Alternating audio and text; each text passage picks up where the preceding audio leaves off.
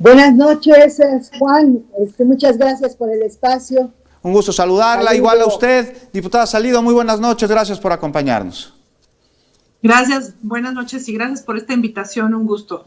Un gusto saludarlas. Diputada Batres, este proyecto que se presenta en el Congreso de la Ciudad de México busca proteger a aquellas personas que han visto afectada su economía debido a la pandemia de COVID-19. Es algo que se ajusta a los tiempos actuales, pero que tiene, me parece, un precedente. Sí, claro.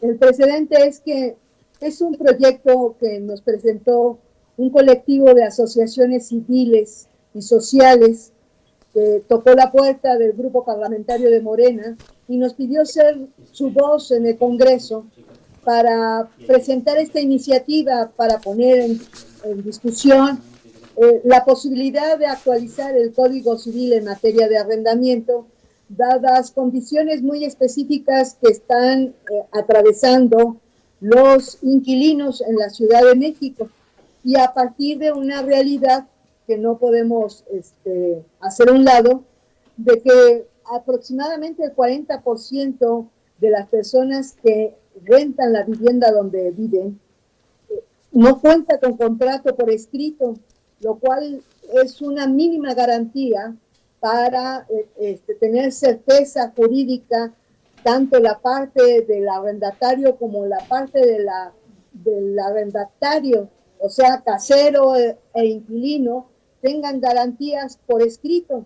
Entonces, es importante saber que aproximadamente el 30% de la población en la Ciudad de México renta la vivienda donde vive.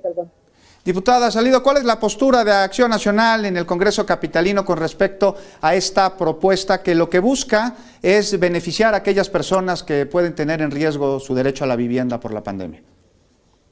Mira, honestamente, creo que se plantea que esta reforma deriva de la pandemia, sin embargo, es más bien una propuesta de carácter ideológico. Las apreciaciones son parcialmente equivocadas, pues no todo el arrendamiento es a causa de falta de bienes inmuebles para usarlos como casa habitación, muchas veces derivado de fenómenos de migración o por cuestiones de trabajo o estudios, entre otras opciones. O sea, no necesariamente se plantea siempre producto de una pandemia y esta crisis económica.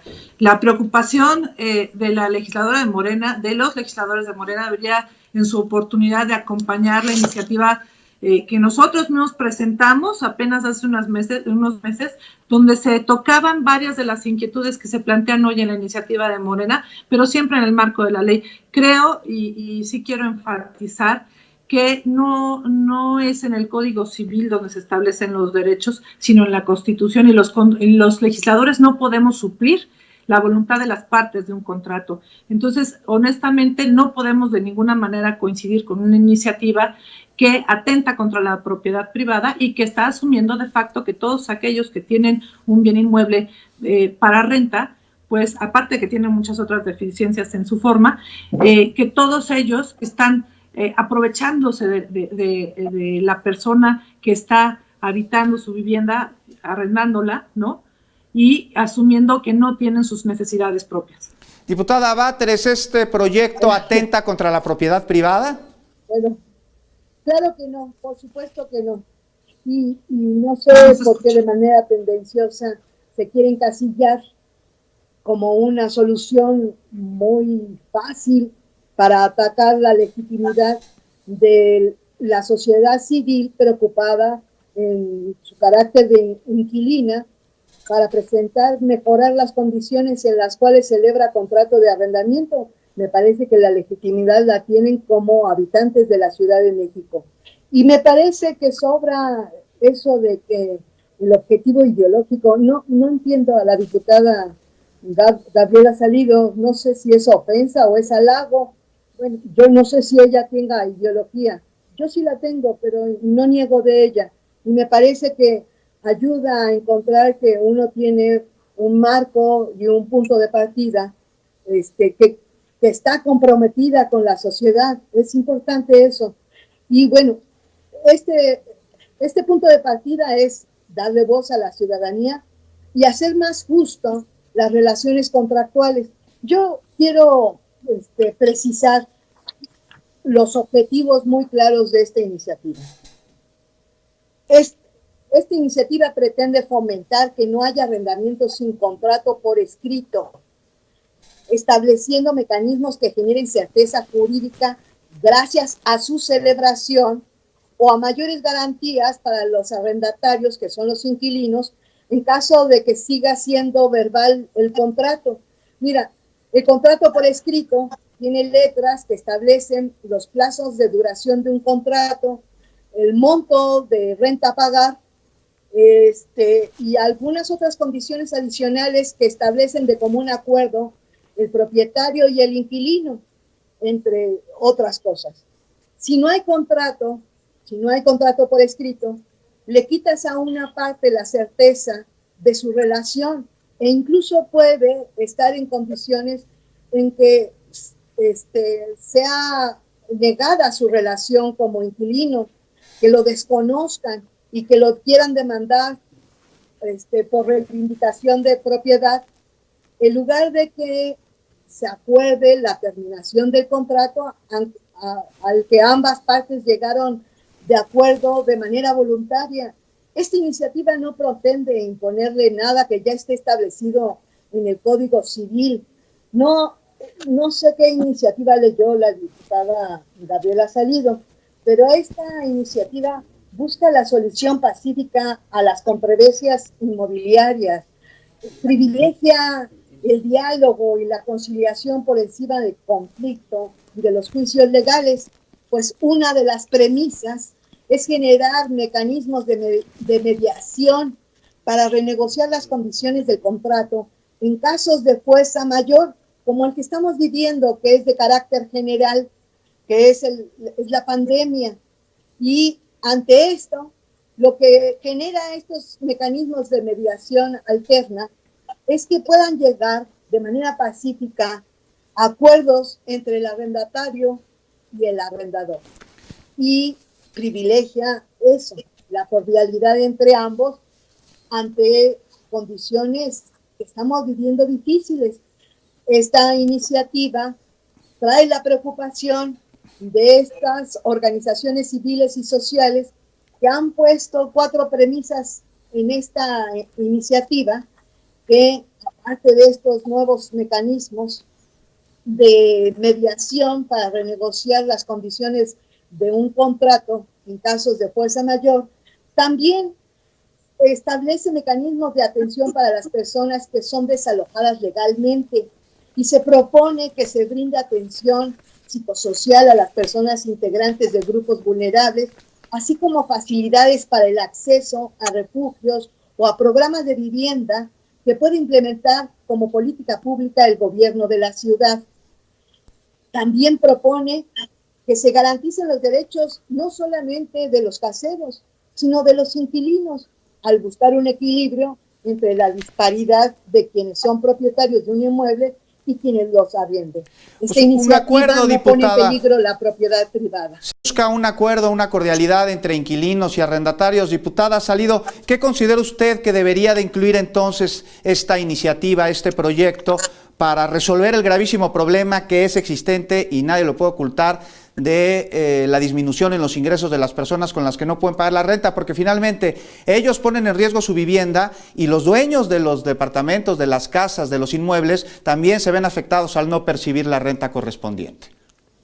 Por supuesto, o sea, hay que reconocer que hay personas que necesariamente se ayudan quizás con el ingreso que representa la renta. La fórmula no es cambiar los pilares del derecho civil, sino es fomentar programas de vivienda desde el gobierno central para otorgar facilidades a las personas que no pueden acceder a algún crédito y obtener un bien inmueble. De esta manera estamos contraponiendo el principio básico que todo contrato es un acuerdo de voluntades entre las partes y el Estado solamente a través del Código Civil debe suplir la voluntad de las partes. Yo sí creo que hay muchas inconsistencias. El argumento de la forma es contrario a lo que establece el propio Código Civil en su artículo 1796. Los contratos se perfeccionan por el mero consentimiento. El argumento de la controversia y la mediación ya existe actualmente, está en el Código de Procedimientos. Y actualmente se puede todo lo que la diputada está diciendo. Entonces, la novedad radica básicamente en restringir el derecho de los arrendadores. Y podríamos analizar cada uno de las modificaciones y adiciones que está planteando la diputada, y podríamos llegar exactamente a la misma conclusión, a que están dejando a los arrendadores en estado de indefensión, o bien generando condiciones para propiciar la invasión de predios, que ha sido un problema histórico en la Ciudad de México y que con esto se acrecentaría aún más. Te voy a dar un ejemplo. En el artículo 2398 está proponiéndose que se adicione un párrafo que dice, bueno, no sé si quieras que puntualicemos así tal cual la redacción. Pero a grandes rasgos, ¿qué establece este artículo? Básicamente hay una parte en la que dice que el arrendamiento de la vivienda no podrá ser menor a 3 años, salvo por disposición expresa de la parte arrendataria. Entonces, en este caso, por ejemplo, deja en total estado de indefensión al arrendador. Imagínate que podría él necesitar en un momento de urgencia su patrimonio, su vivienda, o bien incluso él mismo haber perdido la vivienda en la que habita y necesitar ocupar la que está rentando en ese momento para poder no quedarse en la calle. Y no podría hacer absolutamente nada porque aquí le está imponiendo 3 años, aunque también plantea que podría esto modificarse a solicitud de la parte arrendataria. Imagínate entonces, si la parte arrendataria no quiere, cosa que hoy sucede en muchas ocasiones, pues nuevamente lo dejamos en estado de indefensión. También hay una parte en la que plantea que el arrendador perderá su derecho a conservar el depósito, fíjate, en caso de rescisión anticipada del contrato por parte del arrendatario o de una cantidad equivalente al mismo en caso de término temporal del mismo. Entonces, imagínate que hay una inundación o un sismo y se daña la vivienda. No solo me quedo sin el inmueble, sino que el depósito que podría ayudarme a rescatar a parte de mi patrimonio, pues también se pierde, ¿no? Y aquí lo ejemplos importante, como estos.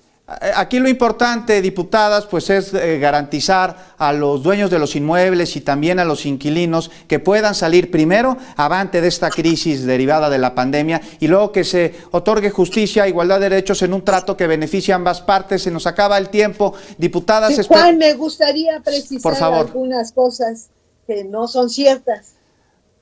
Mira, tan solo el artículo 200. Yo estoy leyendo lo que dice la iniciativa, ¿eh? No, el artículo 2398 ya establece como obligación del arrendador ofrecer el contrato por escrito. O sea, no debería de haber en la realidad contratos verbales, y los hay. Por eso es que hago hincapié en que es importante cumplir esta disposición, y en eso no le toca a la jefa de gobierno, le toca a las partes cumplir la parte que ya dispone el Código Civil. Con eso no se pone en riesgo la propiedad privada de ninguna manera. Ahora, lo de los 3 años, hay viviendas que se rentan hasta por 20 años a la misma persona. El Código Civil establece que el contrato no podrá ser menor a 1 año actualmente, pero no lo limita a que pueda ser por más años. Y yo creo que se está viendo de manera equivocada lo que se establece como garantías.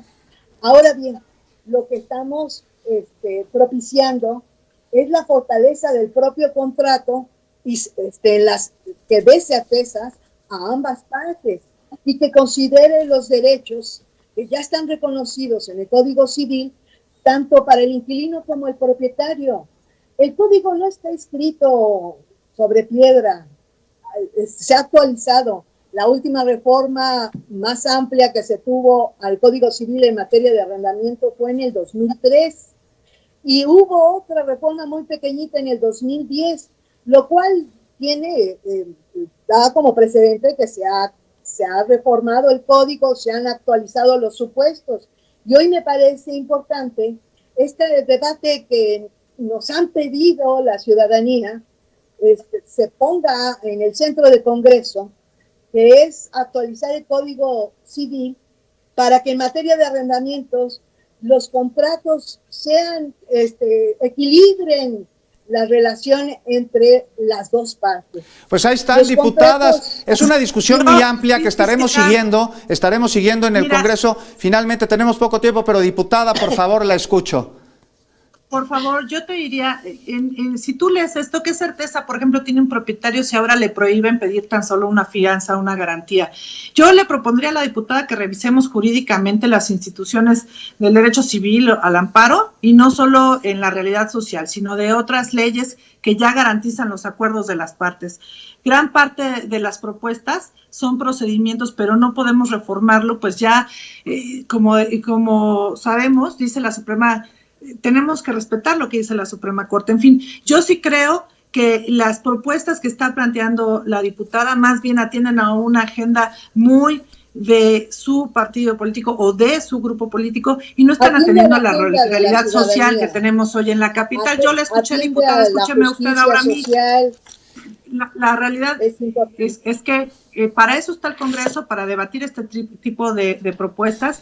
Definitivamente en Acción Nacional no estamos de acuerdo con esta propuesta porque atenta contra una parte de la sociedad y nosotros no debemos de intervenir más que lo que estrictamente marca la ley en contratos entre dos particulares. Y eso es parte de lo que tenemos que aprender. No podemos tratar de regir absolutamente todo. Pues también hay que aprender. Estaremos, diputadas, muy pendientes de cómo avanza esta negociación. Se nos ha acabado el tiempo. Tenemos que dar más noticias aquí en Capital 21, pero la invitación sigue abierta a seguir discutiendo este importante tema. Finalmente, les agradezco enormemente, diputada Salida, diputada Batres, que nos hayan acompañado y estaremos dando seguimiento a este tema, que lo que busca es, a través de una discusión en el Congreso local, otorgar justicia y bienestar a ambas partes.